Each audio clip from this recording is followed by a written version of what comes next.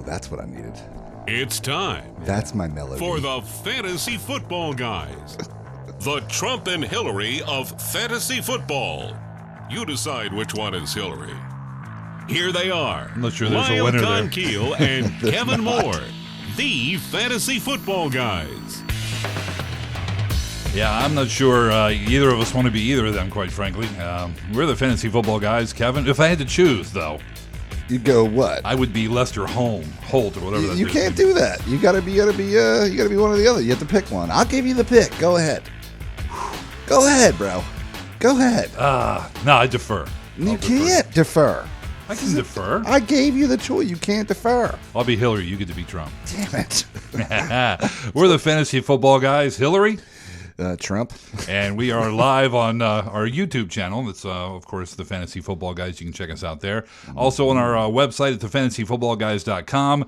Check us out, of course, on iTunes and the podcast app. And, of course, SoundCloud, Stitcher, various and sundry other spots. Make sure you check out Buzz's Barbecue at buzzesbbq.com. Delish. If you haven't tried this already, Just try some. give it a shot.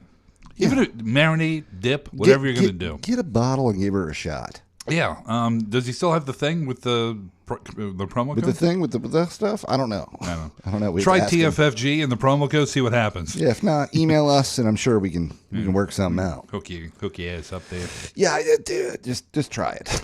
Coming up later on, Liz Loza from Yahoo Fantasy Sports. That would be Liz Yosa From Yahoo Fantasy from Yahoo Sports. Fantasy Sports. It's been a long week, man. It's only Wednesday. It's been a long day. We're both very tired and been getting kicked in the D by work. Offices and things. So anyway, this is the preview show. So we're going to preview all the games and tell you who we think you should play, or who we would play if we were in your position. Yeah, see, dude, last week got weird. By the way, dude, there's one thing I need to ask you. Here we go. Yeah. How'd Jeremy Hill do? Jeremy Hill did pretty good. Yeah? He had that unicorn day that he has a couple times a year. That Where's my 5 American? I'll have it for you. Are you going to write me a check? No, I'm not going to do that. Okay, you got actual paper money? I don't know. I have to check the wallet. Really? I don't know. Really? Yeah. Welching. See, this is what I got to deal with, guys. Not welching. You'll get your money. Will I? Won't you? I don't know. Maybe you'll get it Saturday. Damn it. But, you obviously came out on top of that one. That's 2-0 this year. Nice get, I guess. It was easy. Well, yeah. A starting running back versus a guy who's had, a few touches, blah, blah, blah, blah, blah. Anyway. Kevin's an idiot. Please listen to me when I talk, ladies and gentlemen. I know I sound like a tool, and for the most part I am. But when it comes to fantasy, I'm very serious. And it's still a tool, though. Of course. At DraftKings.com, you don't need to come in first place to cash in. Well, that's right. The player who finished 800th in Week 1's big fantasy football contest took home $100. 800th place. This weekend, DraftKings is hosting yet another huge fantasy contest with over $1 million in total prizes up for grabs. Now, if you're like me, you're getting frustrated that all your best players are getting hurt, right? Sucks. Yeah, I am. It's terrible.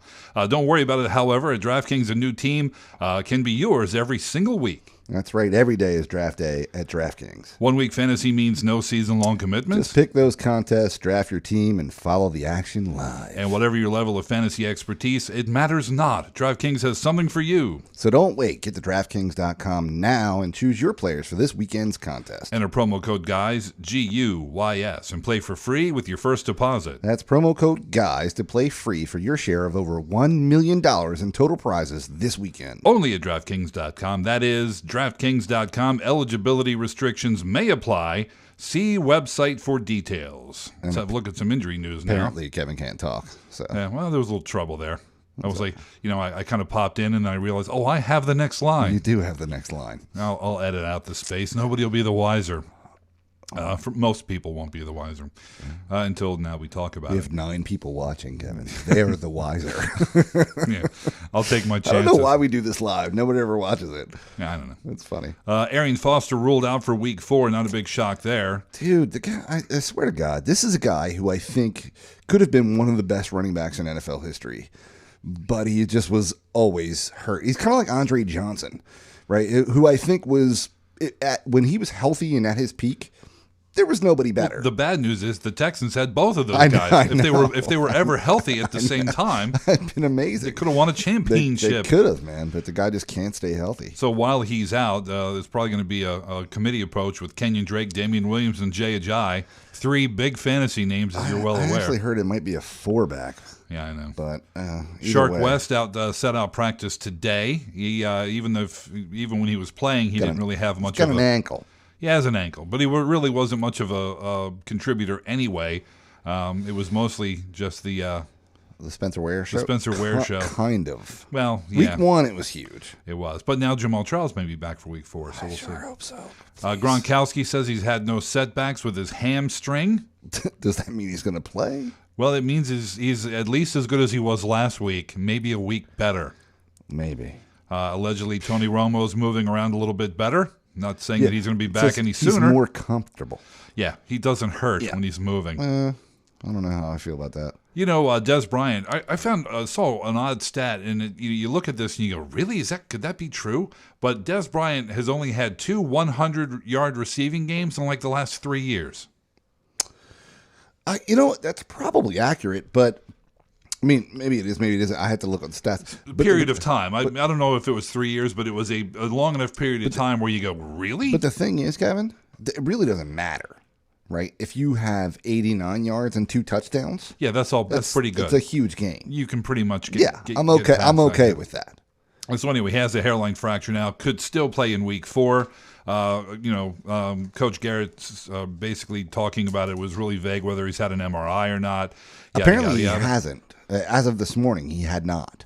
Right. So, be on the lookout for him Sunday to see what's going on with Dez, whether he plays or not. Sammy Watkins doesn't practice today, so that probably doesn't bode well for him playing on Sunday. Hey, there's Liz. Just in time. Maybe some more news later on, but we'll talk to Liz Loza from Yahoo Fantasy Sports. Liz, how's it going? I'm great, guys. How are you? Doing just well, Liz. I'm not doing so well in my leagues. All my running backs are hurt. Yeah, me too. I think I'm 3-0 in one league. I'm 2-1 in the Dynasty League. Dude, I'm 0-3 in a couple. Or maybe I'm 3-0 in the Dynasty League. I don't know. I'm leading the division anyway. Yeah. But I'm 0-3 in one, and that's a bummer. And it's all injuries. They're killing me. Yeah, me too. Me too. Yeah. How you doing, Liz? Liz? Uh-oh. I still have her Now key. you can hear me. Now you can hear me. Okay. Yeah, little cheek mute. Happens to me a lot. So in Dynasty, I'm not, in our Dynasty League, I'm not having that issue. I have just drafted such a juggernaut of a squad that I have trouble playing people week to week.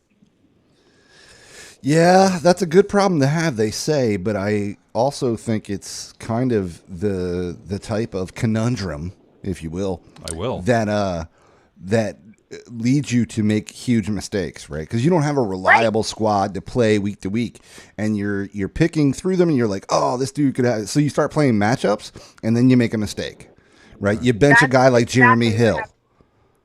So I think I've won 2-1, but like last week I sat T.Y. Hill in favor of Calvin Benjamin. Ooh. Ouch. Ooh. That's going to leave a mark. I still won. Yeah, okay. That's the kind of mistake I made. Yeah. No, I mean, and it's not a bad call, right? I mean, it's not like Carolina had a great game, right?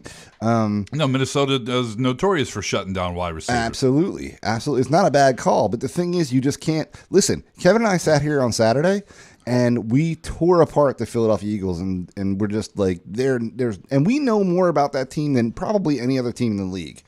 And we were just like, there's no way they're going to beat Pittsburgh. It's terrible to start anybody. Don't even consider it. We had several questions about Darren Sproles, and we were like, forget about it. And yeah. Look what happened. Yeah. You just don't know. Yeah, Darren Sproles I've been high on. I actually had him on my sleepers. Like all of my picks for work have been money, but my own personal teams have been a little bit like wishy-washy. Yeah, I think we do pretty good until it comes to picking Derrick Henry over Jeremy Hill, those kind of things. Then. Right, yeah. Some of us make that huge mistake. Jeremy Hill. Thank you. Saw that coming. Yeah, I did too, and Kevin disagreed with me, and a guy started Derrick Henry over Jeremy Hill on Kevin's advice. It was sound reasoning. Soundish reasoning. Well, and Kevin owes me $5 American as a result. Well, there you go. So help us. Sorry. No, go ahead. Help us out of our deep dark hole here, Liz, with some. We're bummed out. With some deep sleepers that we can play this week to maybe win us a ball game. All right. Well, did we talk about Jordan Howard last week? We did slightly. You mentioned him. I did. Okay, good. I like being ahead of the curve on a guy because I kind of like that one was coming. So obviously, the good play again this week with Jeremy Langford and Steve Carey both banked up. But I think everybody's on him, so I'm not counting that as a deep enough sleeper. Instead, because people like Kevin are having so much trouble with their running back position and injuries, super sneaky, potentially stupid, maybe, Alfred Morris. Wow. So you don't like Zeke, or you just think Alf is going to get in? No. I love Zeke. That's it, Lyle. Because sneakily, so 2 weeks ago, we thought that Zeke was being punished for the fumble, and that's why Alfred Morris was allowed his revenge touchdown against the Redskins, right? Right. Then last week, he got the end zone again. And against the Bears. This week, they're at San Francisco. Now, typically, when you're looking at the 49ers road splits, they do much better at home than they do on the road, so that's something to be aware of. But with no Des Bryant, assumedly because of this microfracture in his knee, Dak Prescott, already a mobile guy, can open up lanes, right? So they're going to rely more heavily, I imagine, on that particular skill set, which should open up holes where? At the goal line in particular, because we know that the coaching staff is going to rely on Ezekiel's do-it-all skill set to move the ball. But I think they like Alfred Morris at the goal line to just kind of plow through and use that. He's a power rusher.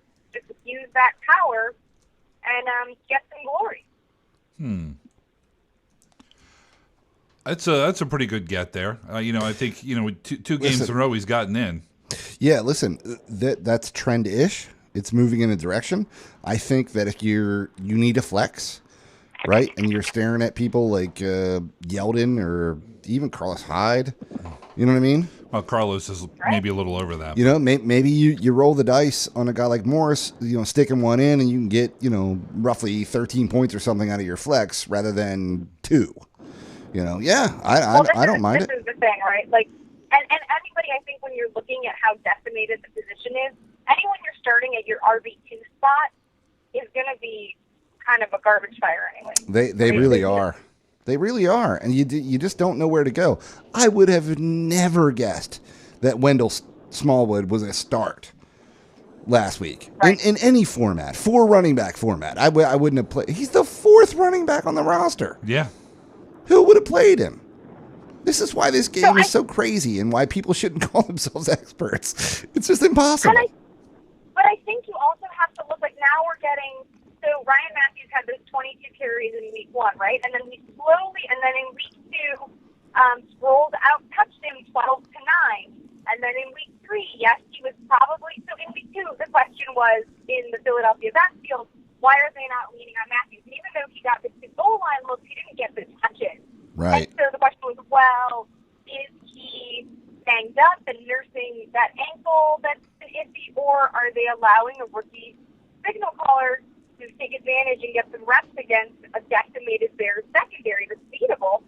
And then in week 3, I think we saw, like, maybe, those reps worked, whether that was part of the concern, and also Matthews is clearly not healthy. Yeah. So now we're, like, the patterns are emerging, right? But we're also seeing, like, Matt Forte, we're talking about, like, the workload there for the Jets, right? Yep. And so now we're, like, almost a month into the season, and maybe Dallas is saying, like, okay, well, we know that in 2014, DeMarco Murray wasn't the same back at the end of the season as he was at the beginning of the season. This guy is a first-round pick, a 5th overall pick. Like, let's not wear him out yet. DeMarco Murray we could get rid of because he was older and didn't cost as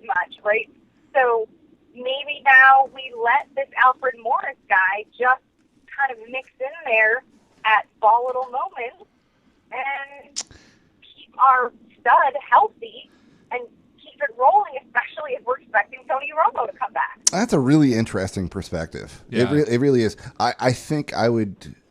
I 100% agree with you. I'm hesitant to think that will continue after like week 8 because I just think Zeke is just going to be so good. You know what I mean? Like they're just going to not keep him off the field. Why use him up in the first quarter of the season? Right. Yep. No, I totally agree with that. Yeah. Yeah. Yeah. Makes sense, Liz. So I know that's a tough one, and it's really hard. You know, like you look at Buffalo as well. Like Mike Gillespie is going to start seeing the red zone. Yeah. I'm a little worried about projecting when that's going to happen because we all know that Sammy Watkins' foot is. I don't care if he plans to play. That might be the plan, but it ain't going to happen. And if it does, it's not going to go effectively, right? I'm done with this kid like whining about his foot. Julio Jones is a stud. He plays with some sort of leg ailment every damn week. It doesn't complain and scores a touchdown except for Monday night. I have Watkins in 2 leagues. It's so painful. Yeah, somebody stepped on Watkins' recently injured foot in practice, so now he's out. Yeah. No, it's like I think it's more painful for me than it is for him, honestly, because I have him in 2 leagues. Okay. Right. He's only in 1 league. So yeah. He's a difference maker when healthy, but I think what people underestimate. I had Shady High last week because their new offensive coordinator upon they fired Roman because he's the scapegoat because God forbid Rex Bryant takes some responsibility for something. And so the guy they promoted is a running back specialist. Oh, that sounds like Rex Bryant football. That actually sounds what Rex Bryant wants to do. And they don't have their lone receiving weapon. So, of course, she's going to get a crazy amount of volume. Even if his matchup on paper doesn't look that great, I'll take, like Charles Sims, I'll take volume over a bad matchup when every other single backfield is a flipping platoon anyway. Totally agree. Yeah, that's a really great point. Yeah, and it seemed to work out pretty good last week against the Cardinals. It sure did. Right. I mean, you eventually have to lean on it. But the reason I think that Gillespie is going to see the goal line is because of the running back specials, and we know that Shady's going to see some of it more now. But think about last year, Carlos Williams was that guy. He's not there anymore. There's some reticence to letting Shady handle the goal line look on an every week basis. By the way, when does that dude get signed? When does that dude get signed, Liz? Because I've been thinking about picking him up in a couple of leagues because nobody has any running backs. And he was really effective, right? He comes back to week 5, right? He's out of suspension week 5, right? I think at that point, then maybe people will. I'm surprised Minnesota didn't sign him. I'm surprised. Can they yet, though? Or I think they're waiting. Maybe. Yeah, no. Maybe you can't sign a guy on suspension. I don't think that's true. Is that true? I don't know. I don't know either. Yeah, I don't know either. That's like an NFLPA question. Right, it would be. But, I mean, at one point, because he was real effective when he was in the lineup last year. Yeah, he was like the touchdown man. There might also be some conditioning issues, though, right? Like, if he was fat, and then he was taking PEDs, and then so maybe, he just needs... I hope he's spending these 5 weeks at the gym, but if he's not, then maybe he's less of... Yeah, that's a great question. I mean, we don't know, but I have to imagine that you would at least hear a report of somebody working him out or something. Hey, I think suspended, you can't go anywhere near an NFL facility. Is that true? Yeah, well, I don't know if that's true. If you're suspended, you on the team, but you're not on the team. But you're not on the team. You can't go near that team's facility. Well, work him out in the parking lot. Oh yeah, okay. Let's go behind the commish. Yeah. Anyway. I mean, I don't know. The Bears just added Joyce Bell, no? Did they? Oh, no. Seattle added Spiller. Spiller. Right. Yeah, right. Yeah.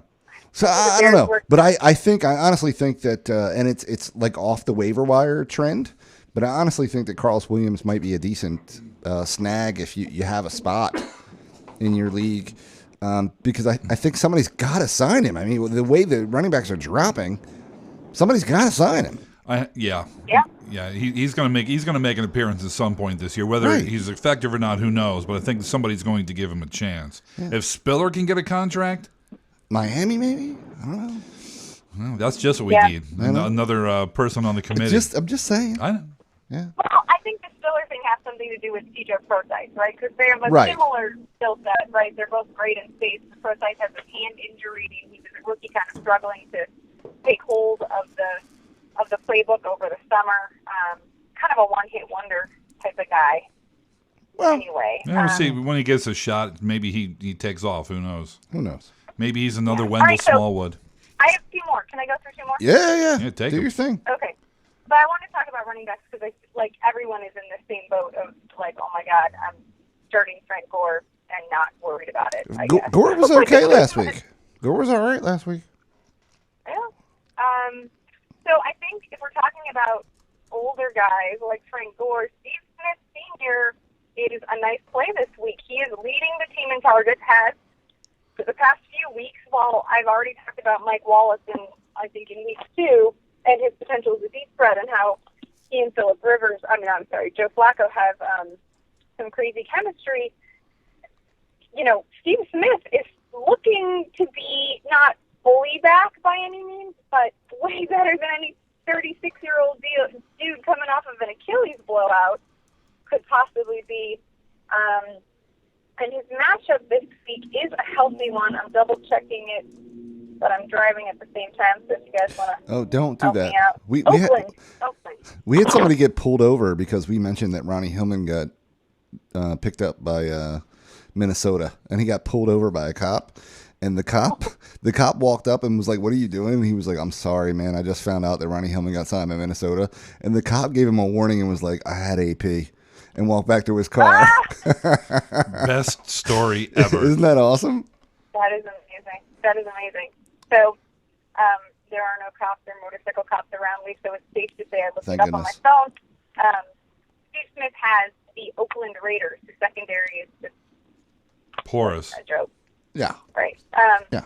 So I think that if you look at that, again, if this is a volume, it's not necessarily like the sexy play. We're not looking at the talent yet. We're just looking at a volume play. And for people who need to stream one more week until Tom Brady comes back, Flacco's not a bad play this week either. And I think that some of that is that there's going to be some symbiotic production between he and Steve Smith, who I think would love to take advantage and, have his first big back game before the month is over. Yeah, and if you've had Steve Smith all this time, play him now while he's still healthy. Or relatively. Yeah. Well, right. And widely available too. Yeah. Exactly. Yeah. I think he's only $14, either 16 or 14 in Yahoo DFS. So he's a cheap play too. Nice.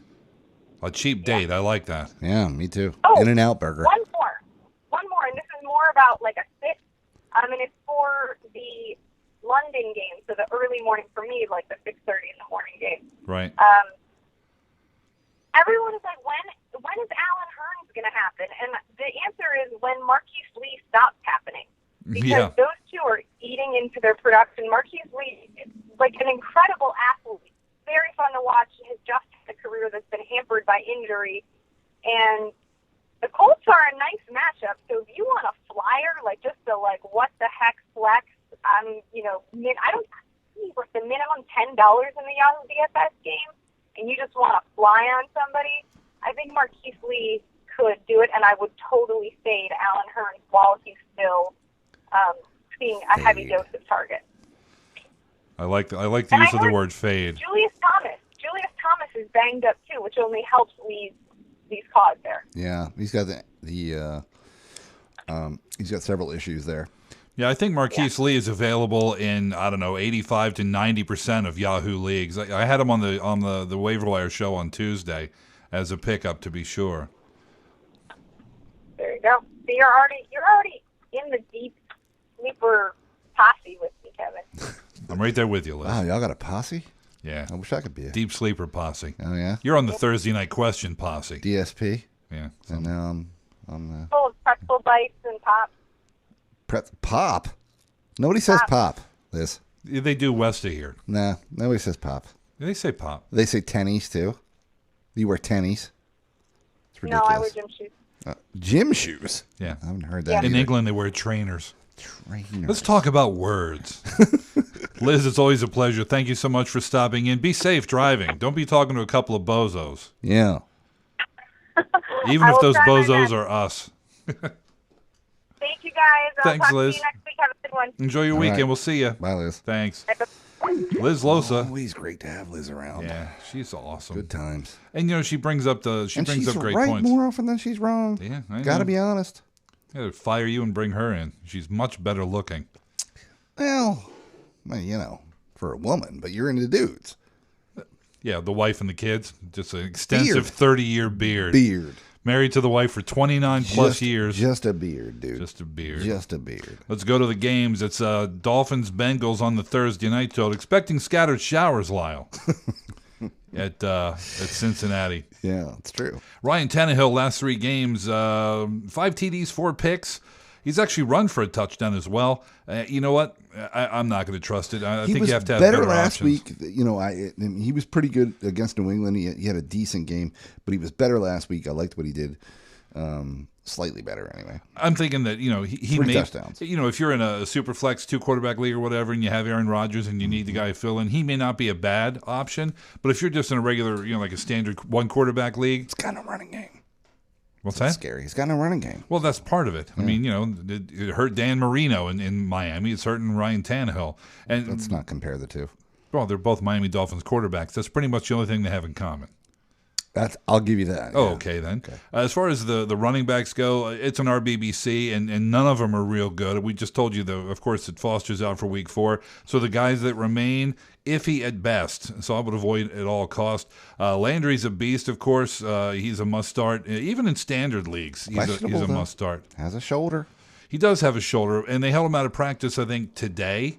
But I think that's just a matter of keeping him healthy for tomorrow night's game. Gotta be honest, I think Devontae Parker's probably a flex, at least. For me, he's at least a flex, dude. Yeah. It's a great matchup against the Bengals. They haven't done much in the defensive backfield. I would put him in as at least a flex. If you have to start 4 wide receivers, he might even be a 3. If you look at Stills, though, I think he lost his second wide receiver option for Tannehill over to Parker a couple weeks ago. He's still the guy they send deep, and he could catch a deep ball and put up points in that regard. But you really can't count on that on a week-to-week basis. So really, for me on this team, it's Landry and Parker, and that's about it. From the Bengals side, everybody's hating on Andy Dalton this week. For some reason, I was watching the NFL Network. I saw that too. Yeah, there was like, Dalton, he's terrible. Leave him on the waiver wire. But he's a great play this week. You look at the way that Cody freaking Kessler had success last week against the Dolphins, and Terrell Pryor comes in and actually has a little success against him as a quarterback. Dude, Dalton has one of the best receivers in the league in Green. LaFell is certainly functional, and Gio Bernard is Gio Bernard's in a position this week to do well as well. I think Andy Dalton's a great play. If you're looking for a bye week fill, or hell, just a good quarterback to play this week, I would go with Dalton. Now let's talk about some guy, Jeremy Hill. Some good week last week. Oh, there he is. Miami gives up about 4.5 yards per carry. Decent RB2 start this week, I think, for Jeremy Hill. Wow. Pulled from droppable to an RB2 start. I did not say droppable. You absolutely did. Let's pull the tape. Droppable. I did said not Hill was say droppable. I did not say droppable. I said not not true. startable. Somebody said, these are my players. I have Jeremy Hill. You could totally drop him. I did not. You said it. It's a lie. You said it out loud. I want to hear it. Out loud. I want to hear it on MP3 next week. All right. Lying sack of... I'll bring it in. I'll buy one of those recorders. I'll record it, and then I'll bring it in and play it on the air. I can't wait to hear it. Now, as far as Gio Bernard goes, no team in the last year has given up more receiving touchdowns to running backs than Miami has. Wow. Dude, it's a solid PPR start and probably a stream start in a standard league, but I would find a way to get him in a PPR to be sure. I mentioned Green is an obvious start, and LaFell, mostly meh, but I have to imagine you have a better option somewhere on your roster than that freaking guy. Right, Colts, Jaguars. Andrew Luck's pretty good, and this is a good matchup for him. Colts giving up 18.7 points a game to fantasy quarterbacks. He's averaging over 300 yards. He's got 6 touchdowns. You mean Jaguars giving up 18 That's what points? I said. You said Colts. Oh, sorry. Jaguars giving up 18.7. That's 25th in the league, Kevin. And Luck is averaging 304 yards a game, and he has 6 TDs on the season. Gotta love him. That's obvious. The running backs, I know Gore had a decent game last week. Turbin has a couple touchdowns. Honestly, this is a bad matchup for them. and I'm not a fan. They don't run. If you can avoid starting a Colts running back, you should probably do that. I think it's a good idea. From the wide receiver side, Hilton is an obvious play. Again, good matchup, 24 points a game. However, Philip Dorsett, not a fan of. We thought maybe he would step into that Moncrief role. Last week didn't have it happen. 4 targets, 3 catches, just 27 yards. But I don't think I can justify starting him even in a flex spot. The tight ends, Allen did catch the 1 touchdown, but not really a factor. Jack Doyle has been playing better. Caught 6 of 6 targets last week for 65. Had the 2 touchdowns week 1, obviously. He's the guy I would continue to roll the dice on if I was going to play a Colts tight end, which I probably wouldn't. Bortles, unless pressed. Yeah, unless I have to, right? If you're streaming tight ends, I think Doyle's a fine stream. But other than that, no. Bortles from the Jacksonville side, not as good. It seems that the quarterback that everybody's like, this is our guy this year. He's our sleeper guy. Last year was Tannehill, yeah. He screwed the pooch. This year it's Bortles. Well, nothing. He's not playing terrible. He's got 6 touchdowns, 5 picks. 5 touchdowns, 6 picks. 5 touchdowns, 6 picks. He's got 281 yards a game. It's not horrible from a fantasy perspective, right? The 6 picks negate a touchdown. So it's really, 280 yards, 4 TDs.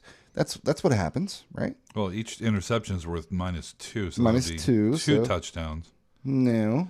You get 6 points for a touchdown. You get -2 for an interception. So -2 times 6. -2 times 3. Oh, it's times 6. Is 12. Yes. So that would be 2 touchdowns. Wait. Yes. I was multiplying by 1. You didn't carry the 1, bro. Yeah, I did. I got to carry the 1, apparently. Anyway. I've never thought that I would be the guy doing math. And yeah, well, apparently. I told you. I'm fried, dude. Work. Regardless, I don't think this is a guy you're going to... Irregardless line. Apologize. Again, now you got me on English. Not a guy we're going to start. Let's talk history. Regularly. Waterloo. We're not going to start him, right? Unless we absolutely have to. Bortles? Yeah. It depends on your other option. It's a middle-of-the-road matchup. Colts are 15th against the pass right now in terms of fantasy points, so not a huge fan. Ivory, who knows what's happening with him? He's got a leg. It's not a leg. It's a lower leg. This is actually listed as a leg on the injury report. Right.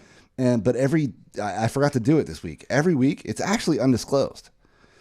But they're listing it as a leg on the official report. But that's not. They have to say something. They have to say something. But it's actually undisclosed. So, I don't know. But it doesn't matter. Dude, it's a great matchup for Yeldon. I don't think I can start him. I just wish he didn't suck so bad. He's only averaging like 2.5 yards a carry. I don't think I can start him. I don't think I can either. I got to fade. Robinson is a guy we're going to play, obviously. Not a great matchup, but... he's a top-flight wide receiver. He's got a couple TDs on the season. He's averaging 61 yards. We're going to play him. Hearns, I sort of disagree with Liz because I think that Hearns or Marquise Lee are both flex plays this week just because of they're going to have to score points somehow, and I don't think Yeldon can do it. So I think Hearns or Lee, if you got one or the other, play one of them. Go ahead. Chances are you don't have both, whichever one you have. Right, in a flex, I think it's fine. Right. The tight ends, dude, Julius Thomas, if he plays and he's 100%, you play him. But if he doesn't, then you play Mercedes Lewis, right? You don't do it when Julius is on the field. But if not, Lewis is totally a viable, streamable tight end. There would be better options if Thomas is in. Absolutely. That game took us way too long. It did, because it's really a nothing type game. But anyway, here's another one. Titans-Texans. Marcus Mariota, bad matchup. Made way too many turnovers. Got to fade him like I would start him anyway, right? DeMarco Murray, dude had his first 100-yard game in almost a year last week. You know what, Huh? He was better than Derrick Henry. Shut up. He's getting about 2/3 of the carries and plenty of receiving targets too. Big thumbs up for Derrick Henry. What the hell am I talking about? Big thumbs up for him? You playing Derrick Henry? No, dude. Big thumbs up for my guy DeMarco Murray. DeMarco Murray. Okay, that makes a little bit more sense. The guy who's actually been successful in the NFL. Yeah, I mean, At sure, one why point. not? Why y'all over me, man? Because you lost a bet. Oh, I see. Yeah. And the Texans give up about 15.7 points per game to opposing running backs. Derrick Henry, probably wait and see on him. You know, sure, why not? From the wide receiver aspect of the world, neither of these guys, Rashard Matthews or Tajay Sharp, are really setting the world on fire, as evidenced by the fact that they got shut out last week. Oh, no. Yeah. Actually, no, they didn't. I'm thinking about the Texans, but we'll get to them in a minute. Oh, no. When I say shut out, I mean, not catching touchdowns, not really going for many yards. Anyway, Delaney Walker, if he plays, if he's healthy, he should be back this week. That's what the word is. He's definitely a play if he does come back. So, from the Texans side, dude, looking at last week, I mean, yeah, the Patriots are a pretty good team, but You think? Yeah. But they're not really known for being a huge defensive team. But to just completely shut these guys out, they made them one-dimensional really quickly, and then they did. Yeah. And, just by getting up so quick. But Brock Osweiler is not a guy we started all year, and there's no need to start that now. Lamar Miller is a guy we have started. Last 3 games, 75 for an average of 91 yards a game. 10 receptions in that span. So, in a PPR, big thumbs up there. In a standard league, probably not as much, but still 91 yards is nothing to sneeze at. I'd like to see him get into the end zone, though. That would be a plus.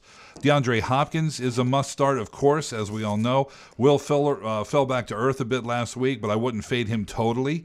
It's not an awful matchup, quite frankly, because the Titans give up over 20 points a game to fantasy receivers. He has gotten into the end zone, averaging 81 yards in his last 3. So, yes, Will Fuller, big thumbs up there. And that's that game. Everybody else, Faderama, Fadelicious. Okay, the Browns. And I'm done. No, I'm kidding.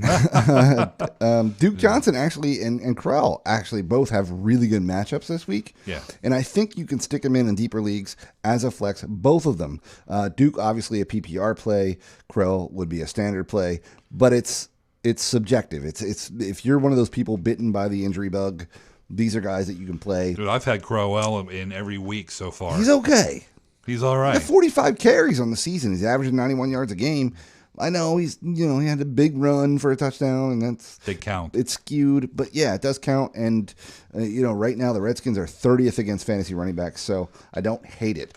From the wide receivers, really, it's Terrell Pryor. And God, who would have thunk it? I would love to see what happened in an IDP league with Terrell Pryor last week, right? Because he played safety for a play. Did he? Yeah. Oh, jeez. Yeah, he was safety. He didn't do anything. So, but I'm just saying, like, he threw some passes. Well, he led the team in rushing. I know. And he, caught a bunch of passes. Guy's a hell of a talent. Have you seen him though lately? Dude looks like Shanae. You remember when Jamie Foxx used to play Shanae on Living Color? Yeah. He kind of looks like that. Got the hairstyle. He's just busted, dude. Well, dude, the thing is, he's available in over 50% of Yahoo leagues. Listen, he was. He's probably not. Probably not a play, honestly. He can't keep that kind of stuff up. But it was really funny because he played snaps at quarterback, wide receiver. And he was 3 for 5 for 35 yards. And he had a snap at safety, too, which I thought was really funny. Well, did he have him out there kicking? I know, right. Yeah, it was pretty awesome. Well, it's like high school. I go to high school games because my kid and all that kind of stuff. There are some teams that they have a star player. He's the quarterback. He returns punts and kicks. Right. He kicks, and he plays safety on the defense. Right. Yeah, I used to do that, too. I played wide receiver and safety, and I was kick returner and, all that kind of stuff. I can't imagine you as a skinny little dude running back kicks. You saw me when I was skinny. Yeah. You knew me then. Yeah, you've never seen me skinny. No. I've seen pictures. Yeah, the pictures exist. I think they're shooped. Of me thinnish. Anyway, Gary Barnish is not a guy we're going to play. I disagree. I think Terrell Pryor's a flex.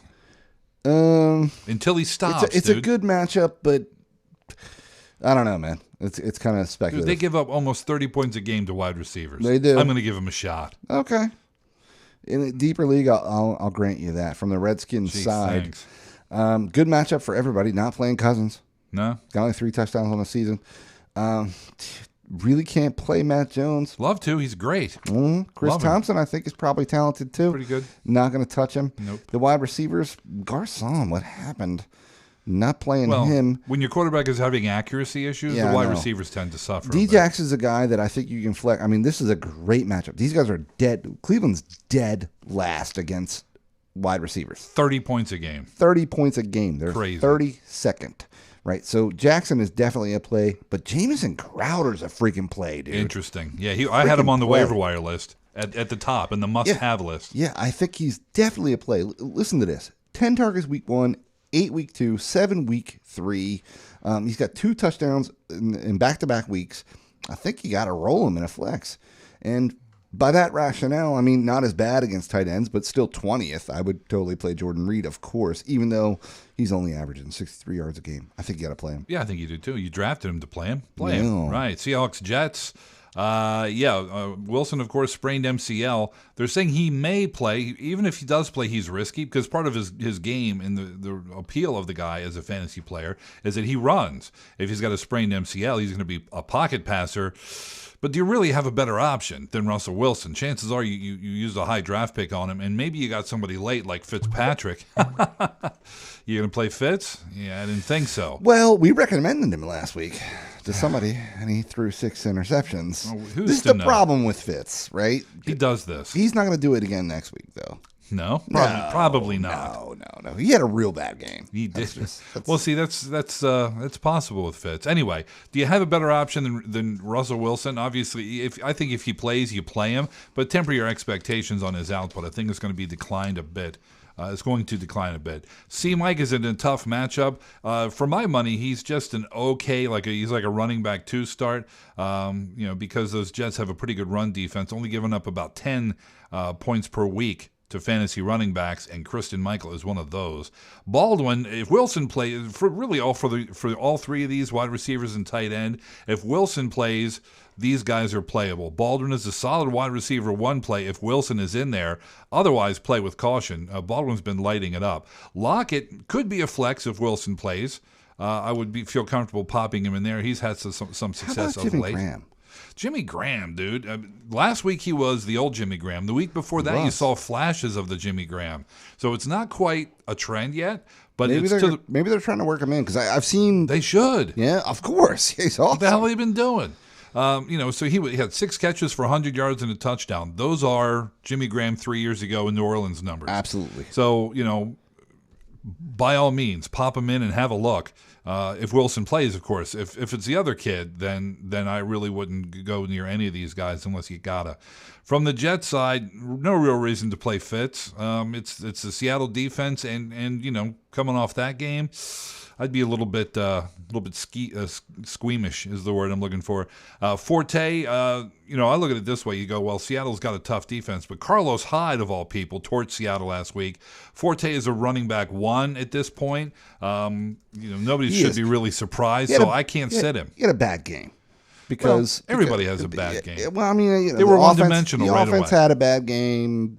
It happens. Yeah, I'm not too worried about him. Yeah. Forte is a guy I'm going to play. Brandon Marshall, bad matchup for him. If he's healthy, he was supposed to be on a snap count last week, but he played all but 3 snaps. Right. And obviously we know that Fitz had his issues, so Marshall and Decker and Enunwa had theirs as well. And it's a bad matchup against Seattle's tough defensive backfield. I really can't sit Marshall. For Decker, still a bad matchup. You got to watch the MRI, man. He's got to get an MRI. He does have to get an MRI. So, I'm thinking, do you have a better option if you drafted Marshall high? Do you have a better option than that? I think if any one of these receivers play and you have them and they're part of your core lineup, including Enunwa, I think you got to roll them. Right, I mean, you kind of do, but Enunwa we could talk about for a flex or something. But if Decker or Marshall play, you play them. Yeah, I mean, some guys are matchup busters. Even if they don't exactly have the numbers they usually have, they're going to do better than the other guy you could put in there. And I think Enunwa, being the 3rd wide receiver, is going to get the 3rd coverage. He's still highly targeted. In the bad matchup with a shaky quarterback at this point, I would still consider him worthy of a flex because do you have a better option? It was a bad game. Let's be honest. And Fitz already says, he's already flushed it. Good. I'm sure he has. And it required some flushing. By the way, ASJ in the house. Yeah. Yeah, I want to see it happen. Me too. But he's a talented guy, so as long as he stays off the sauce. NFL's full of talented guys not putting up fantasy points. Bills Patriots, dude. Week 4 of the non-Brady show, and it's looking bad for the Bills, man. Cloudy with a high 65, Kevin. Tyrod Taylor, came back down to earth last week. I don't know. He's that roller coaster, man. I don't know what to do with this kid. Tyrod roller coaster. I don't know what to do with this kid. It's a middle of the road matchup. Obviously, he had the 1-3 TD game, but then has been crappy sort of ever since. Honestly, I think I'd try to find a better option this week. Patriots have played extremely well this year. Let me ask you this. You have Bortles and you have Tyrod. Who do you roll? I'd probably roll the dice on Tyrod. Really? It's a divisional matchup. Yeah, I think maybe he shows up. Where's the game? Is it in Buffalo? No, it's in New England. Running backs, here, I can say this safely. You play Shady McCoy. Yes, you do. I don't care. Patriots are 8th against the run. Don't give a crap. Shady's awesome, and it breaks my heart every day that he's not still an Eagle. From the wide receiver side, listen, man, I'd love to recommend people. Really can't. Watkins still questionable with the foot, as Liz mentioned. Not a fan. No thanks. I'm playing Shady, and I'm fading the rest of the team. Some of these guys had good games, but no consistency. Right. You gotta have that. From the Patriots side, obviously we're not playing Brissett, right? Well, it might be Garoppolo. Or right? Garoppolo. I'm not playing him either. Unless you're super desperate, you wouldn't play him. Well, it's a semi-bye week, but, really. Still. The only guy that's not out there is Rodgers. Nobody has Wentz. Playing him, I'm guessing. I bet some people picked him up this week. Well, they should. Yeah. 2 quarterback league. The Garrett Blount we're obviously playing. Yeah. He's got 4 touchdowns. He's averaging 99 yards a game. He's got 75 carries over 3 games. I saw people trying to trade him because there's not going to be the same offense with Brady back. I'm like, oh no. They keep winning. See, this is what Belichick does. He's like, hey, this is working, so let's do that. Yeah. Yeah. Here's the thing about your boy Julian Edelman, dude. 18 catches over 3 games, only 60 yards. Mm-hmm. Not a huge fan. Amendola had the big game, but he hasn't done enough. Hogan had 1 I think catch. That part of it's going to change when Brady gets back. I do too, but do you continue to roll Edelman here? It's week 4, bro. He's got no touchdowns. He's averaging 60 yards a game.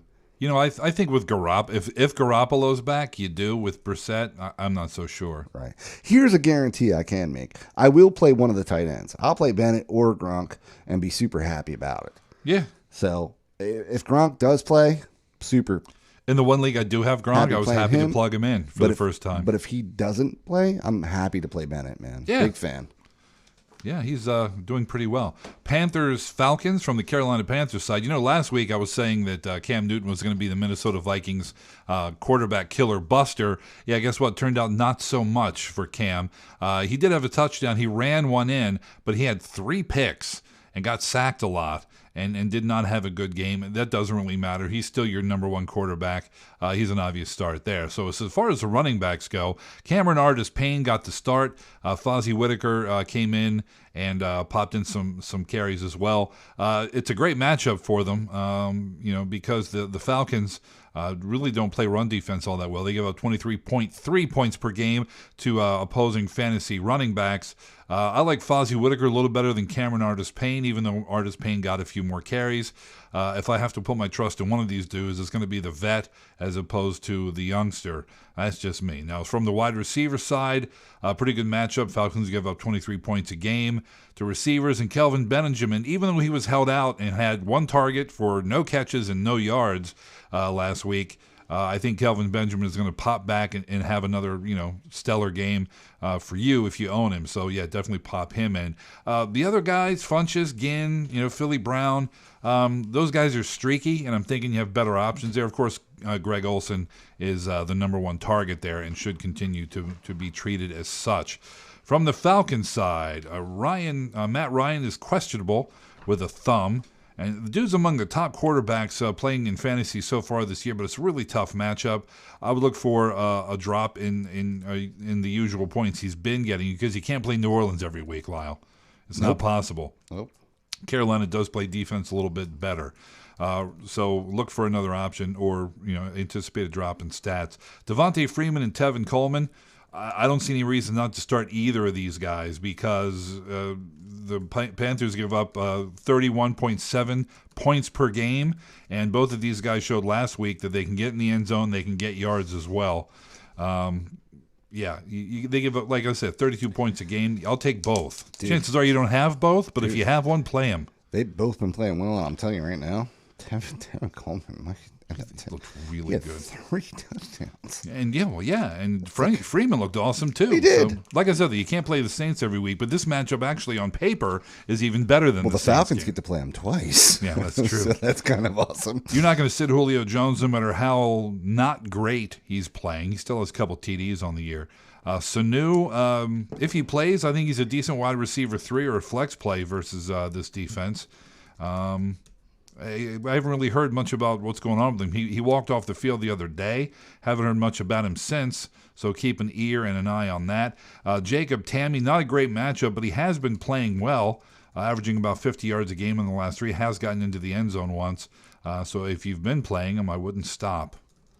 Right. I'm sorry. We got people from Japan writing us. How about that? Yeah. What are they saying? They're saying, hello there from Japan. We love the show. Hey, tell them we love Japan and, yada, yada. No, we do love Japan. I've never been there, but it seems like it's awesome. I've heard great things. I like the food.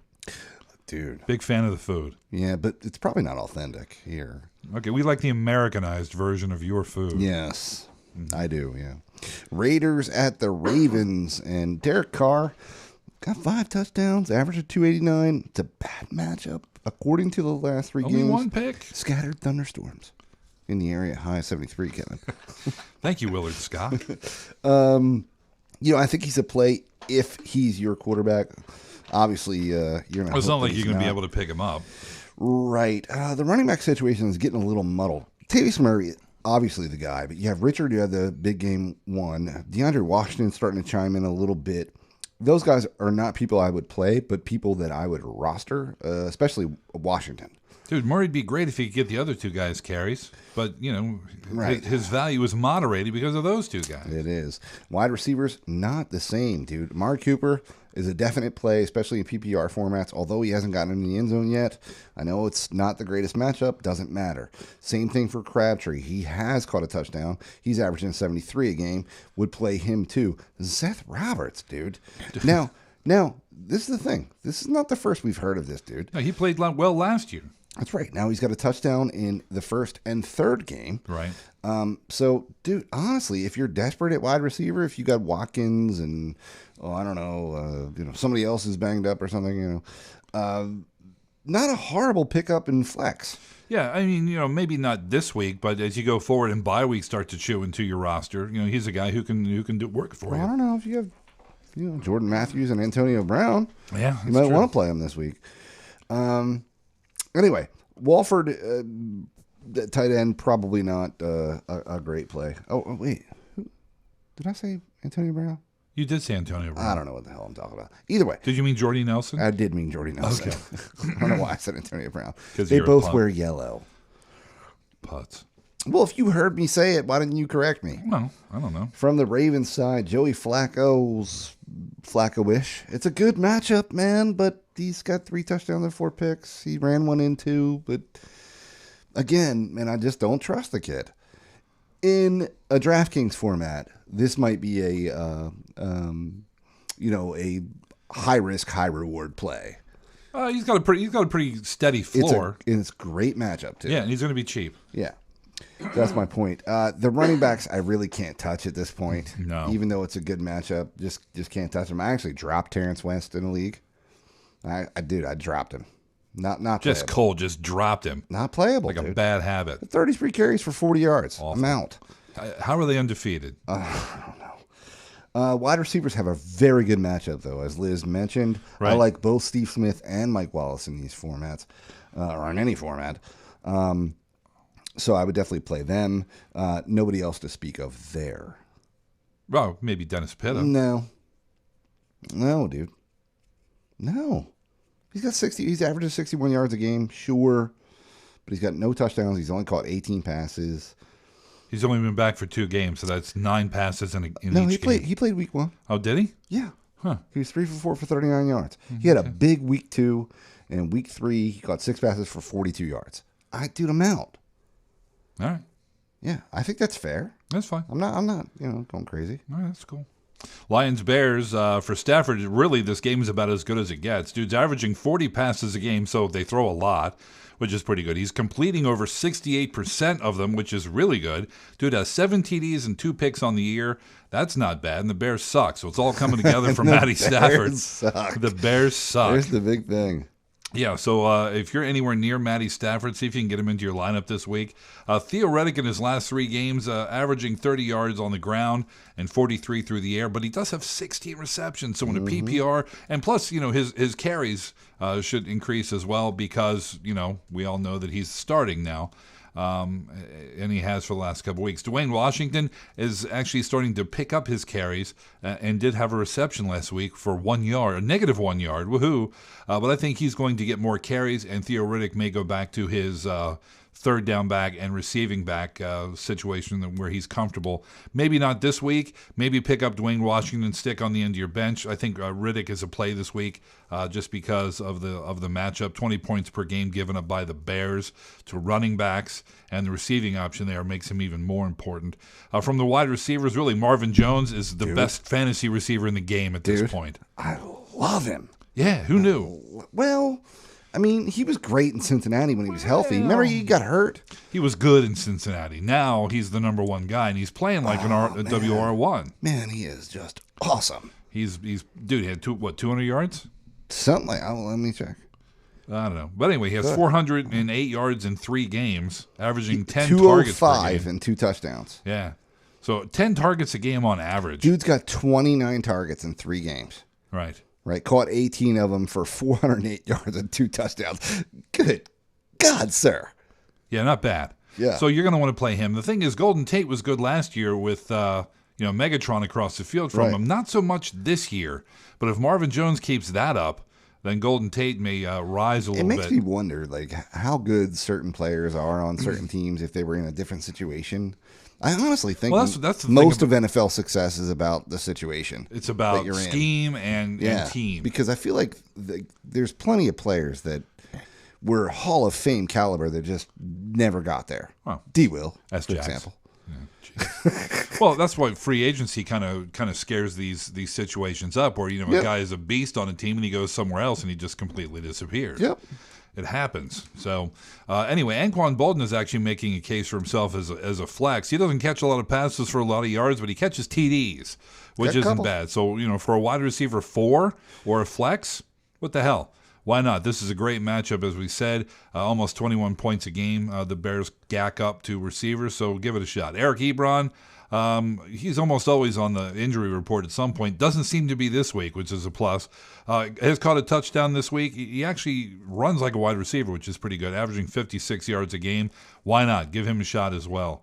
From the Bears side, I don't know, dude. Well, you think, oh, geez, Cutler. You know what? Hoyer, though, against Dallas was 30 for 49, which ain't great, but he had 317 yards, 2 touchdowns, and no picks.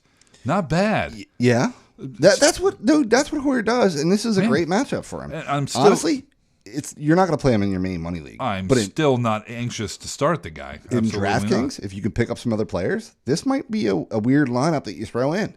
Yeah, I mean, why not? I mean, you look at the Lions are ranked 32nd against quarterbacks. They're dead last. 25, almost 26 points a game. Yeah. And Hoyer could do that. Yes.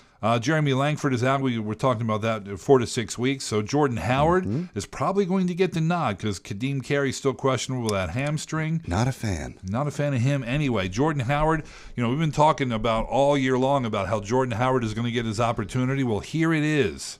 And we'll see. He did. I wouldn't play him, unless you have to. Unless you have to. I kind of want to, I kind of want to see I want him to pass the eye test, as they say. But there's a league where I had Langford. I got to put him in. I got nobody else. He's a running back who's starting in the NFL. So you got to put Howard in. I had Langford in. It's kind of gross, Kevin. It is. Believe me. Trust me. I know. Now, as far as the wide receivers go, Alshon Jeffrey, great matchup for him. He's at least a wide receiver 2 start. Now, he should be a wide receiver 1, but his quarterback situation has been a little bit punky. No touchdowns on the year. Is averaging 90 yards a game, but no TDs. So that's not quite what we're used to seeing. No, but he's good enough. You play him. Yeah. Kevin White, they're really feeding the guy the ball. He had 14 targets last week. Dude. Yeah, Hoyer threw him the ball 14 times. And he caught it 6 times. I think he's a sneaky DraftKings play. He is. He had 6 catches for 62 yards. Either Hoyer likes the guy or the Bears really want to throw work at him. So I call him a flex at best maybe this week, depending on what your other options are. It's a great matchup against the Lions. I like them targets. I do. I like somebody throws 14 times at a guy. Yeah. They're trying to make him work. Could have been the matchups. Eddie Royal kind of falls into that category as well if you have him. Probably he's not targeted nearly as much as Kevin White is. But he does produce when he does get the ball. Zach Miller had himself a game last week. If you stream tight ends or in DraftKings, Miller's a good play this week. Broncos playing the Tampa Bay Buccaneers. It's going to be thunderstormy. High of 88. I'm not playing your game. Here's the thing. The Bucs give up 20 points a game to fantasy quarterbacks. Trevor Siemian's a play. He's a play, dude. I got him in. I picked him up, got him in. Yeah, I was wrong. Apparently you do play rookie quarterbacks. Out of Northwestern. Or, North Dakota State. Dude, guy's playing well. He's got 5 touchdowns. He's averaging 252 a game. Gonna go ahead and play him in this matchup. Wow. Dude, running backs? Seriously? C.J. Anderson? Yeah. Be psyched to have him at this point. Yeah, if you'd have told me that 3.5 weeks ago, I'd have punched you in the face. Now, I wish I had him. Dude, the look on young James's face as C.J. Anderson is killing him. Right. In his fantasy league, his opponent had C.J. Anderson, and we're watching the game. And he's like, "What? Where was this last year? Yeah. Why couldn't he?" Young James had him last year. Yeah. Honestly, dude, we sat Manny Sanders a couple times last week because of Trevor Siemian. Yeah. Bucks are 30th against fantasy wide receivers. Going to go ahead and play Thomas. Going to go ahead and play Manny Sanders without question. From the Tampa Bay side, Jameson Winston, I can't figure out who he is. Jameson Winston? Oh, Jameis Winston. Sorry. I have a nephew named You're Jameson. fried. Yeah. Here's the thing, dude. Is your sister a big fan of the Irish whiskey? She is, yeah. There you have it. All right. Yeah, Cool. yeah. Good thing she didn't like Tullamore Dew better than Jameson. I know. Her other son is named Seamus. Oh, nice. So, anyway, dude, Winston is putting up numbers in decent situations. This, however, is not one of those situations. No. Broncos are 10th against the pass, or against quarterbacks, rather. So I would fade him again. If you're looking for a streaming quarterback, I'd look elsewhere. Running backs, dude, Charlie Sims. I know the Broncos are supposed to be good, but they're actually not. They're 21st against the run right now, giving up 17 points a game to fantasy running backs. I think I got to play him. I told you guys last week that when Muscle Hamster's out, this guy produces. He does well. 55 yards on the ground, had a TD. That's 4.2 a carry. He also caught 6 of 8 targets for another 69 yards. Those are big numbers, man. Those are pretty good running back numbers. Yeah, I'm a big fan. If you can get into the end zone, too. The wide receivers really can't play anybody but Mike Evans at this point. Dude, Humphreys, come on. I don't know. I don't think I'd play him in this matchup. Listen, it's not a great matchup. It was 12 targets last week. He had 9 catches. He had 100 yards. He had 67 the week before that. I get it. There's a possibility, but I don't think I'd play him. This team, the Denver Broncos, are 3rd against fantasy wide receivers. I would fade anybody but Evans, who is a must start at this point. Brait, on the other hand, dude, all of a sudden just busted out of that committee. ASJ, yeah, right. ASJ's gone, 10 targets, 5 catches, couple touchdowns. Yeah, he's the new Jimmy Graham, apparently. Well, he's worth streaming or DraftKings starting. We've heard a lot about him in the preseason when people were like, they were coming at my neck about ASJ. They were like, dude, I don't know, Cameron Brait. And I'm like, okay. Well, let's see. Turns out it was a committee, but now ASJ gets a little tipsy, drives a car, and Cameron Brait's the guy now. Next thing you know, ASJ's in New York. I picked up Brait in 3 leagues. Yeah, why not? Because I think that he is supremely talented, and I know I'm going to get a lot of flack for that. Why, because you flip-flopped? No. What are you, a politician? No. I think it was Snowman or Supreme Clientele. It might have been Supreme Clientele came at me and was like, if Matt Jones is supremely talented, what is Adrian Peterson? And I just wrote back, hurt. Got him. Burn. But you know what I mean? Like I get Burn because I talk about P. I get excited. But here's the thing: I get excited about talent, and I think Cameron Brait is really talented. I think he's a very, very good tight end. Yeah, who knew? Apparently other people did. Besides, yelled at me. Yeah. We have a negative iTunes review about it, about Cameron Brate, because I mentioned him in July, but I said ASJ is still ahead, and I think which was true. But I was wrong, apparently, according to that guy. I really wish we could go back and I really wish we could actually answer some of those a-holes. I wish we could reply too. Yeah, it'd be because great. That would be fun to have a conversation about that. Some of those people are right. We are douches. But anyway, Rams Cardinals. Not going to be a great game if you're a Rams fan. I don't think. Case Keenum. Dude, I don't know. Rams are 2-1. Yeah, I know. Cardinals are 1-2. They are. So yeah, I'm still not going to play Case Keenum no matter what. Todd Gurley really is the only start you have on this team. Finally, yeah, he actually did run as he should. Now, yeah, this is on the road and hostile territory, blah blah blah. Yeah, whatever. I'm playing Todd Gurley. They were in Tampa last week. That's hostile. It's actually kind of divisional game. It's kind of nice in Tampa. Hostile. Yeah, so it's Gurley, and pretty much everybody else can sit down. Carson Palmer, really no longer an obvious play, quite frankly. He hasn't been lighting it up as he did last year. He's averaging 281 a game, 5 TDs, but he does have the 4 picks.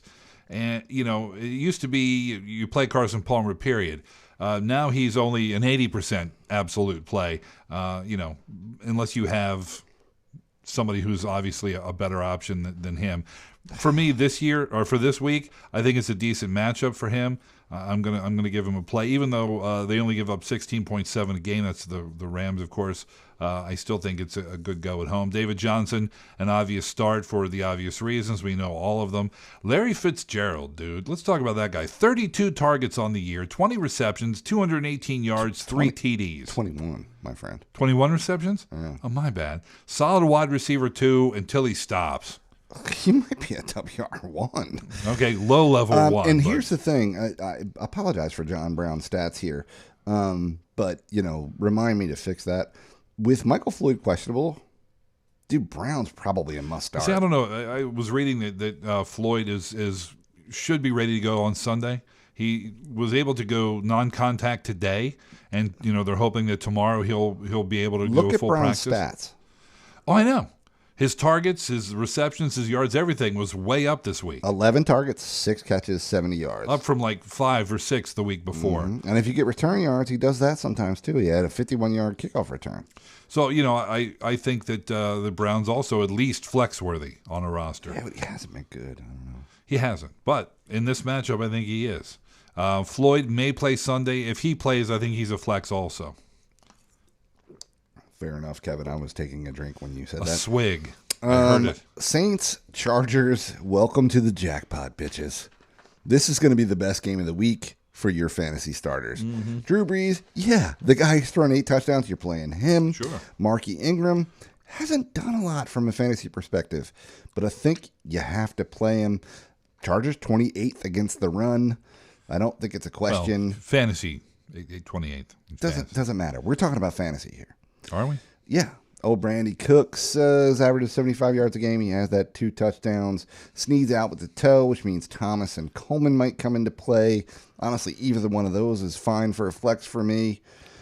Coleman probably less so, but slightly. I think Coleman's the Henderson of this. He is, but in this matchup, this is the when they show up, dude. Colby Fleener. Everybody gets a touchdown. Dude, Colby Fleener showed up last week finally. And we see what he can do. Love him, too. Phillip Rivers, only 5 TDs on the season. But again, against quarterbacks, Saints are 21st, giving up 17.3 points per game. Love him. You weren't wrong about Melvin Gordon, pal. And this is the best matchup that he can possibly get. Yeah. Saints are giving up 31, almost 32 points a game to fantasy running backs. And he's really the only one they got going. He's just, they do have McCluster. Well, okay, what's he been doing? We don't know yet because, he just got in. I think he had 2 touches or something last week. So I picked him up in a couple leagues, though, because they love that Danny Woodhead role, and he would fill that pretty darn well, yeah. Benjamin, Inman, Tyrell Williams, all guys that I would consider. Obviously, Benjamin and Williams are the 2 that I would play.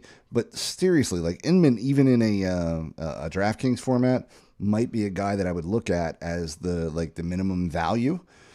Because in this matchup, dude, I think anything can happen. And he's a guy not a lot of guys are going to play, so you get that, Gates questionable with that hammy. If he plays, you obviously play him, but honestly, not a great matchup because they're so bad everywhere else. Indeed, I concur.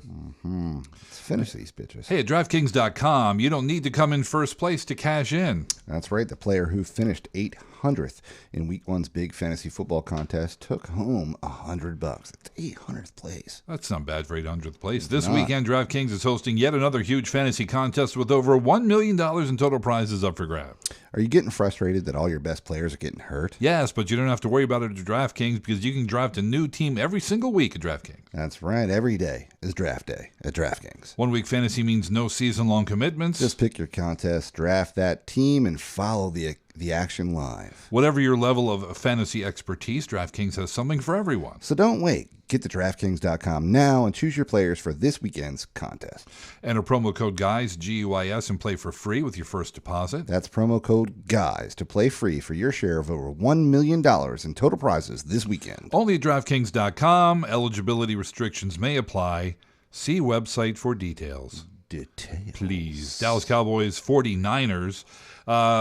Dak Prescott has yet to throw an interception. He's only thrown one touchdown. You think about how well he run for 2 though. He has. Think about how well Carson Wentz has done. Yeah. Really, these guys have this almost identical, completions, attempts, those sort of, yards, that kind of thing. They're almost identical. Well, the only difference is the passing touchdowns versus the running touchdowns. Yeah. So Dak Prescott's doing honestly, pretty well as well. Yeah, I hate it because I honestly think Dak is a probably a maybe fantasy, but certainly an NFL stud going forward.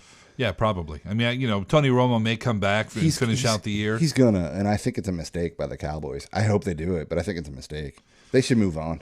Well, probably, but they feel as though, depending on what their record is at the time, who knows what they're going to do. It's a good point. Yeah, what are they, 2-1 now? They're 2-1. All right. So if they're, what's he going to come back? Week 10? If they're 8-2, maybe they don't, dude. Right. Who knows? We'll see. Ezekiel Elliott, obviously, the guy's has never had less than 20 carries in his 3 games. Small sample size, but I think he had 31 last week, so he's going to be a go. And he makes the most of those carries as well, averaging 91 per. Alf Morris, as Liz said, has a couple touchdowns. Keep sneaking in there. He does. He was only averaging 20 yards a game, but if he can get a touchdown and 20 yards a game in a flex, 10, 11 points, that ain't bad, right? Not great for a first rounder, though. No. Well, Alf Morris? Oh, sorry. I thought you were talking about Zeke. No, dude. My bad. That's actually great for Alf Morris's value. It is, because he was probably a 14th round get. Des Bryant with that hairline fracture in his knee is questionable, as you know. He's day to day. Of course, you watch him, but if he plays, you play him. If he's out though, Terrence Williams is flex worthy if Des doesn't play. Dude, so is Cole Beasley. Dude, Cole Beasley's for in me a PPR. In a PPR, he's good whether Des is in there or not. Yeah, quite frankly, he's playable. 25 targets, 20 receptions, and 213 yards. Wide receiver 3, even, or a flex to be sure. No touchdowns yet. Might be a 2 at PPR. Well, maybe. I'd like to see some touchdowns out of him before Me I go too, that crazy. but I'm just saying. Witten also remains a starting tight end, if not the highest scoring of all tight ends. Really, I as I wrote this, I read it back and I thought this is pretty funny. Really, Blaine Gabbert. It's a decent matchup. No, it is 18 points a game given up by those Cowboys, but I said he's a desperation 2-quarterback league by Phil only. That is about as specific as it gets. Even at that, I think you probably have a better option. So far down the list. I know. Carlos Hyde's killing me. I benched him last week. Dude, he's been solid in 2 out of his 3 games. I know. Dallas allows 3.8 per But he was playing carry. Seattle. I benched him. I know. Why wouldn't you? I didn't bench him because I didn't have anybody else. Apparently, he's pretty good. Dude, at this point, for me, he's an RB1 start. I don't know. Until he stops, dude. I mean, if he goes up against Seattle and drops 2 touchdowns. Almost 60 carries, 75 yards a game, 4 TD. I don't know. I don't trust him, though. I don't trust this offense. I don't trust him, no. He's a running back in the NFL that I can play. He's in. Fair enough. Damn it, he's in. He's not an RB1, though. Fair enough. He was last freaking week. You're right. As far as the receivers go, if you got to play one, it's Torrey Smith, but I probably wouldn't, even if I had to. Look elsewhere. Right. Chiefs are playing the recently deflated Steelers. And, Super Bowl pick. How's that work, Sixburg? Welcome to Pennsylvania. Oh. We're going to hear about that on Saturday. Yes, we are. Alex Smith's not a fantasy quarterback we play unless we have bye week issues. I don't think you do this week. So probably won't play him. If Jamal Charles plays, we obviously play him. Actually, Pittsburgh is very bad against the run, apparently. I think last week might have hurt them against fantasy running backs. Rookie lit him up for 75 or something like that. Something like that. And then, of course, Darren Sproles had a big game. That was a reception. It doesn't matter, but it's fantasy running back. Yeah, that's true. So, if not, Spencer Ware is a guy you can totally play. Obviously, Shark West is questionable. So, we know the deal with this. It's questionable Charles. in health and questionable in playability. No, I think Sharkinator is pretty good. Yeah. Or Sharknado. Whatever, dude. Yeah. But, the obvious is Charles, if not Charles, Ware. From the wide receiver side, it's the same as it always has been. You play Jeremy Maclin. You don't play anybody else. Kelsey's obviously a good tight end. I thought I heard that Kelsey might be out. Is that right? I think he's out for week 4. Is he? Let me see if I can find that. Again, the injury report is... No, I'm sorry, dude. That's not him. Proceed. It scares me because the NFL injury report doesn't have to be accurate. I wish it had to be accurate. It would be nice if it was. Because I query it. When I'm doing this document, I query it. And I go, hey, what's going on? I do it about 4 hours before the show. I make a new one and put it up, right? Right. So, but if there's nothing on there, there's no penalty to the team. They don't have to report. We've seen that from the Patriots. Right. Or Tom Brady was on the injury report for 4 straight years. Right. He was questionable forever. It's ridiculous. Anyway, sorry. Steelers Chiefs. Yeah. Ben Roethlisberger. He had a bad game. It's a bad matchup. I'd still play him. I think he's just fine.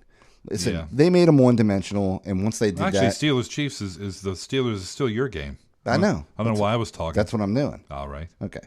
Thank you. You're welcome. So Big Ben he was made one-dimensional last week, and he had a tough game. I don't think that's going to continue. I think he's just fine. He had a great week 1, week 2. You keep playing him. Chiefs are pretty stout against that. They are. They're number 2. I think you play him. Unless you have a better option, obviously. Then Ben, probably not. Probably not. Lev Bell back in the hizzy, right? Yeah. Which makes D. Will pretty much irrelevant. Again, best running back in the NFL is going to go ahead. It's amazing how they just don't put... I don't know why either. Why don't they 60-40 him, dude? I don't know either. Because, dude, D. Will's still real good. But it makes him irrelevant. But Bell is just... He's so much better. Stellar. In a PPR, he's the best back in the league. Right. He's up there with everybody else, certainly in the conversation. Brown, we're going to play. Unfortunately, Marcus Wheaton, we can't. Missed a touchdown, bounced off his chest. Totally just plain dropped it. It was really sad. Love to talk about Eli Rogers, but again, he had the week 1 game, and then he's questionable with a toe. Sammy Coates is there too. Jesse James is also a player, but going to go ahead and fade that as well. I think that really you can play Lev Bell, Big Ben, unless you have a better option, and it's Antonio Brown, honestly. That's pretty much it. Giants, Vikes, yeah. Eli Manning, dude, I thought Cam was going to break Minnesota's D string of just wrecking quarterbacks. He didn't, and guess what? Neither's Eli, quite frankly. No. I would be looking at my quarterback too, see who I could play. Maybe Andy Dalton's available on the wire. Not in this spot, man. I would look elsewhere to be sure. I would too. Now, as far as the running backs go, maybe Rashad Jennings is back, maybe not. Orleans Docra put up a pretty decent game last week. Obviously, Vereen's out for the season with his issue. I also heard that Paul Perkins may get a look or two this week. Really, the only safe play is to just not play any of them. Listen, Darkwa ran for 5.3 a carry and had a touchdown. Like I'm a fan of that. Now, he only had 1 carry in week 1 for -1 yards, which brings his average way down. But 10 for 53 is pretty damn good. I don't know. I guess maybe if Jennings is out, then he's flex worthy. Depending on what the rest of your roster looks like. Bad matchup. It's a bad matchup. They only cough up 12.7 a game due the Vikes to running back. So, it's not like Darkwa is, Jamal Charles, a healthy Jamal Charles. He's, you don't have to play him. as you would with Charles. So as far as wide receivers go, Beckham is going to play no matter what. Shepard, really, at this point, even though the Vikes are stout against wide receivers, Shepard has shown the ability to get open and the ability to make plays. 78 yards a game and 2 TDs over 3. I'm in, dude. I'm a believer. I really can't sit any of them. Well, Victor Cruz, hasn't had any, big catch games. 11 catches over 3 games, 65 yards, has a TD. Right, but he was 4 for 4 for 34 and a touchdown week 1. He was 4 of 8 targets for 91 in week 2, and he was 3 of 3 for 70 in week 3. So certainly, those are wide not numbers that 4 flex. Flex numbers I can't ignore, right? You can't. I love the other 2 better.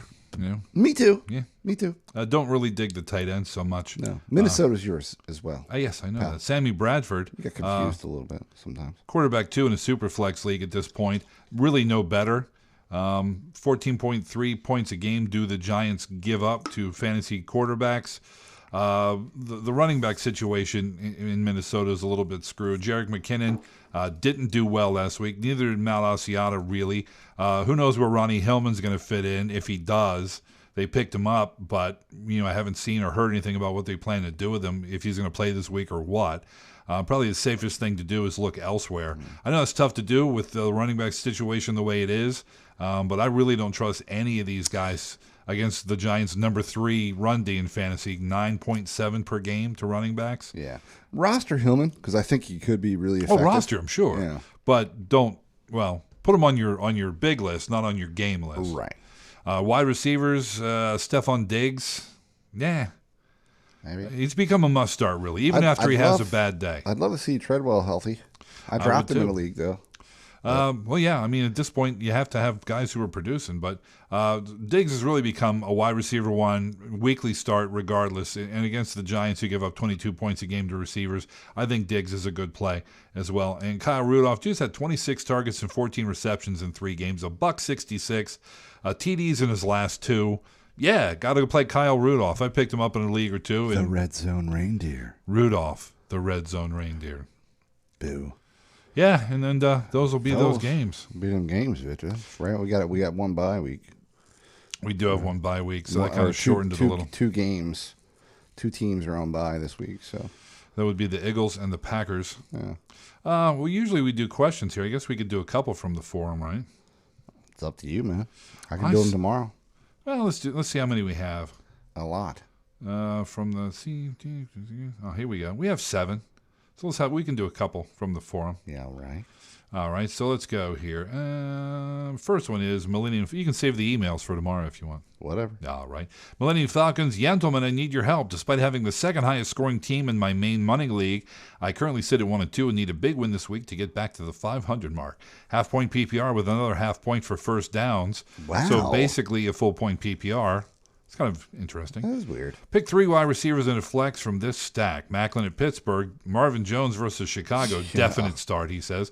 Crabtree, Baltimore, Devontae Parker at Cincy. So basically, the question is, he also have Latavius Murray, Baltimore, and Jerick McKinnon at the Giants. 3 wide receivers in a flex. So the 3 wide receivers are Jones, probably Crabtree, and the question is between Macklin and Parker. But given that format, I would go Macklin over Parker. Yeah, I would too. Macklin's more of the possession receiver, so you get that half point for first down. I don't think I'm sitting Latavius Murray. So you playing him over Devontae Parker? I love Parker, man, but I love Murray too. I love Murray. Just that RBBC in Oakland is killing me, dude. It's killing because Murray's getting, 50, 60 yards a game out of that? I want more out of my flex. If I can get against, I would probably play Parker. Play the wide receiver there. Let me check his because of the first down and the half point peeper. Let me check his targets and stuff. All right. Yeah. So he's got 11 total receptions, 19 total targets. 11 receptions over 3. I think Murray's probably the safer play. He didn't play week 1, so it's over 2. So it was 8 catches week 2 and then 3 week 3, but he did have a touchdown.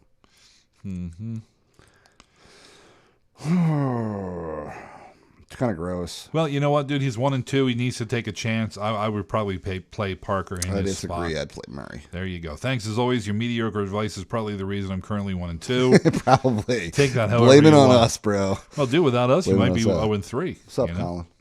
Orange Crush says, hi, guys. Lineup question, half-point PPR. It's a flex spot he needs. Kristen Michael at the Jets. Jordan Howard at Detroit. Will Fuller at Tennessee. Tyrell Williams versus the poorest New Orleans pass day. You get one? Half-point PPR. Jesus You get one. Christ. So I'm not playing Michael. No, because the Jets Don't believe it. runsies. Not playing Howard. Not yet. So it's between Fuller and Williams. I have data on Fuller. Not a whole lot on Williams. Well, you have 3 games on Fuller. And 2 of them were awesome. And you have 2 games on Williams. But he's playing the poorest New Orleans pass D, so that gives him an extra game in my book. Dude, I might have to play Williams here. In a flex? I'm playing Fuller. I knew you would because I took Williams. No, Contentious it's not about bastard. that, man. Yeah, I think both of them have equal value, really. Yeah. Yeah, I think so too. Just against that New Orleans pass D that really couldn't, stop you from getting 100 yards. Colin says, which one is Lyle and which one is Kevin? Okay, that's Kevin. Kevin here. I'm the one with the better voice. He's the one who sniffles into the microphone. He's the one that's fat, and I'm the one that smacks the microphone. Right. He's fat. I'm fatter. Fat. I'm not fat. You kind of are. I'm big boned. Yeah. Okay. All right, seriously. Your bones are fat. Yeah. F you. So I don't care about Wooler. Dude, your glands are fat. I don't care about Fuller. I think he's a pretty good go as well. I just like that New Orleans pass D. What about the next question? He says also, if Antonio Gates droppable at this point? The kid Henry looks like a dynasty stud. He could be, but no, Gates is not droppable. Right. I mean, he's going to get healthy. He's going to get back in. In that pass-happy offense, no, he's not droppable. No. I'm sorry. And is Josh Gordon a wide receiver too as of next week? Yeah. He's probably a 1. I'm going to put him in. Now, he may be a little bit slow, and he'll probably tweak an Achilles or a hammy or something. But, yeah, when he gets in there, you bet. The Browns' quarterback situation is gross, but he's him. No, you play him. They just toss the ball up, and he runs under it. That's You all play you him. need to He's effing amazing. He is. Yeah. Can't wait to see him play. He says, thanks and love the expanded podcast this week. All right. Across the week. You're welcome. Yeah. Yeah. Idaho Slacklord, standard scoring, pick one running back. Where at Pitt? Coleman at Carolina, Freeman at Carolina. Oh, that's gross, You're going to man. have to pick between the two. That's gross. So, assuming... Wait, you get a flex, too. Okay, so assuming Jamal Charles plays, where's out of the picture? Where it becomes less valuable, that's correct. A lot less. So, between these 2 running backs, I don't know who to play on Atlanta. I don't know. Well, let's make it easy. You can get a flex. You can add Terrell Pryor to the mix, and you get a flex. So I wouldn't play Pryor. Pick a running back. I'd play Coleman and Freeman, honestly. Yeah, unless Jamal Charles doesn't Unless he play. doesn't play, right. And then at that point, you got to pick one. I'd probably take Freeman. I think I'd play Coleman. Of course you would. It's close, though. It is. I mean, it's a roll. Dude, Well, I'm not being argumentative. Coleman's not going to get 3 touchdowns again. No. Right. But he still is getting equal touches. He is. I think I'd play him again. Okay. But they're both good. They really are. Well, let's just hope Charles comes back and we can play both of those guys and it'll all be easy. I don't have a problem playing both of them. I wouldn't play Pryor, though, as much as I love him. Well, I would in this play. situation, no. But in a regular, if you have a Sure. flex, yeah, absolutely. Sure. Let's see. We'll do one more. C. Dane Marshall says, gents, need some advice. What's that? This is a good one. I like the picture. Oh, yeah, I agree. Gents, need some advice. I have an offer of Kelvin Benjamin and Mark Ingram for Carlos Hyde and Devontae Freeman. Hell to the yeah. The only reason I'm hesitant is because of the lack of workhorses I have on my team. Standard scoring league, my roster is below currently 3-0, so I'm not sure if I need to trade just yet for playoffs. Yeah, 3-0 kind of makes me tell you to, stop. Right, so he's getting trade. Kelvin Benjamin and Mark Ingram, right? Giving up Carlos Hyde and Devontae Freeman.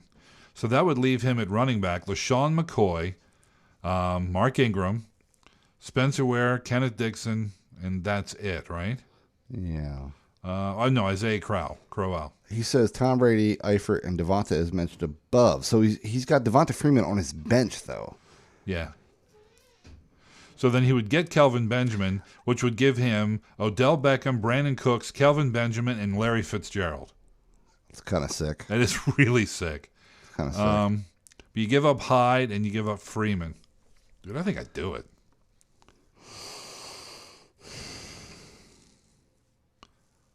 I think I would do it. Because you're getting another top flight wide receiver, and My only hesitation is I don't know what's going on with Carlos Hyde. Right? He had a really crappy week 2.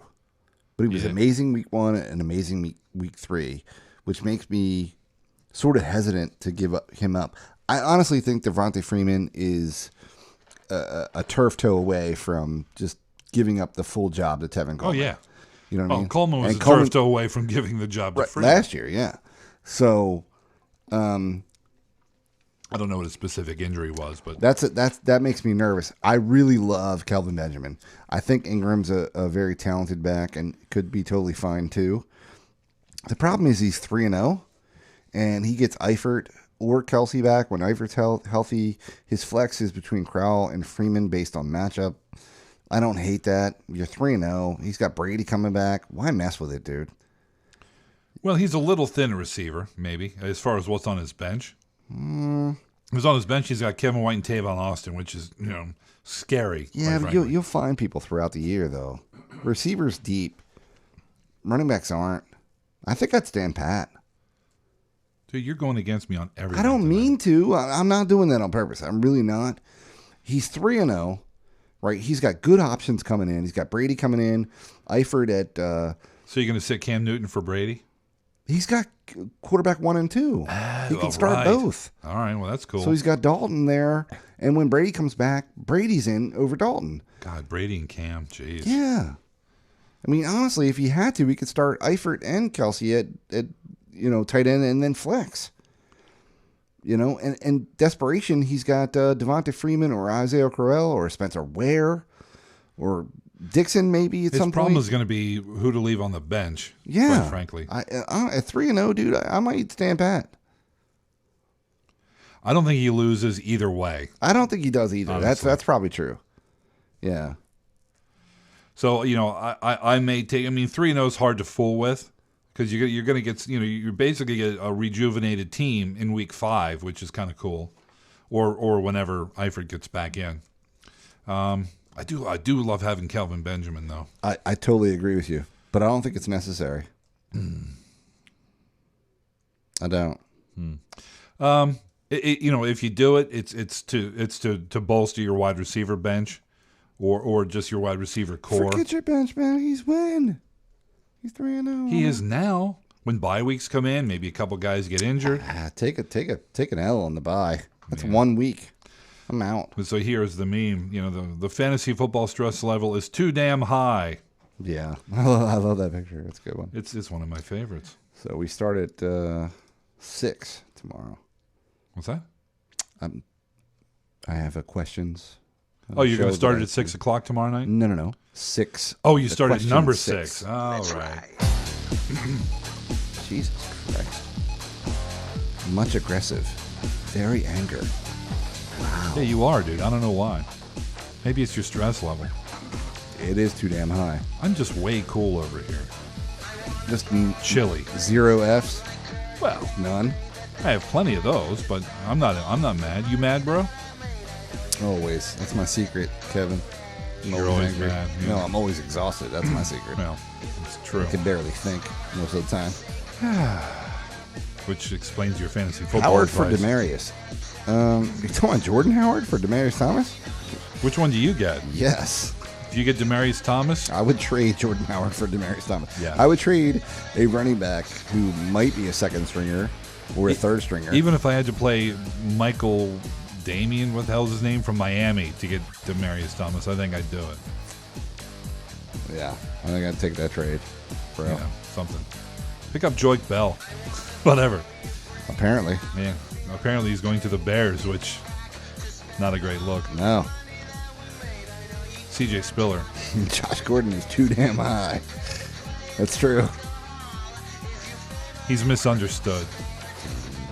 All right, we're out. Lyle will be back tomorrow night with questions. We'll be back on Saturday with the call-in show at 11 a.m. Eastern Daylight Time, EDT. Is that a drug joke? Yes, it was a drug joke. Yeah. We shouldn't have to explain that. Marijuana. 420 blaze it, bitches. 420 blaze it, bitches. All right, we're out. Enjoy your week. We'll talk to you tomorrow. We'll talk to you Saturday. We'll see you then. Peace out. See ya.